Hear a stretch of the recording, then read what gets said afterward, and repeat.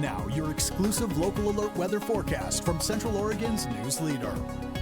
Good morning and happy Wednesday. We're going to take the day to clear out, although this morning waking up to some cloudy skies across the high desert. This is a live look from Prineville Reservoir. We saw a number of storms move through Crook County yesterday, portions of Deschutes County, and a whole bunch more through southern Oregon. Today, a lot of those storms are going to take the day to move east, head out of the state of Oregon, but we'll see some more pop-up storms in eastern Oregon through the day today. Today, we are also cooling down. The heat wave finally comes to the end. We've seen record-breaking temperatures the last 3, 4, 5 days since the weekend in those 90s. Today we're dropping back down to those 80s, and then the rest of the week is going to be relatively quiet. Still warm, 70s and 80s, but we'll be near normal by the end of the week.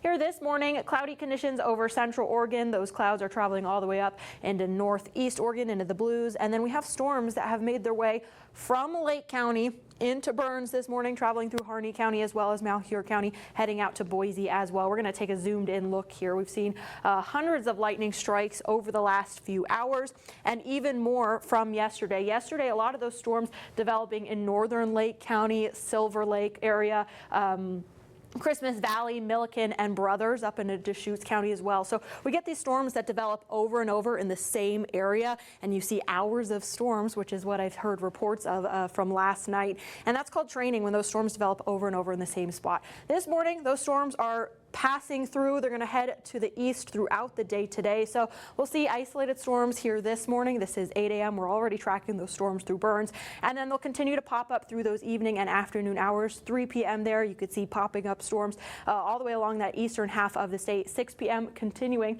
the chance for those thunderstorms, but then finally pushing further east out of the state by tomorrow. Here's a look at Thursday morning. We have a couple clouds out early in the day, but we're clearing out. We'll have sunshine the remainder of the week as we head into the next couple days.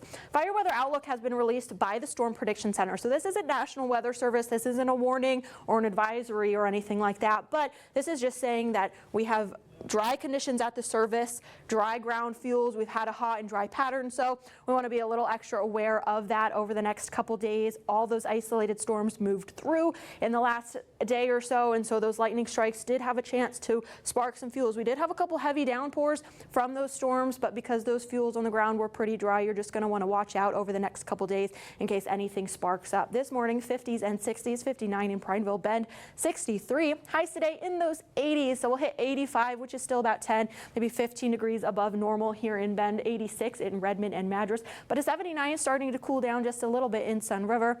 Today's going to be a breezy one, so that's going to contribute to that fire concern as we head into those afternoon hours, getting around 20 to 25 miles per hour for a good portion of us. But as you start to head north, Warm Springs near 30-mile-an-hour gusts, and we stay a little bit breezy in those overnight hours, around 10 to 15 miles an hour.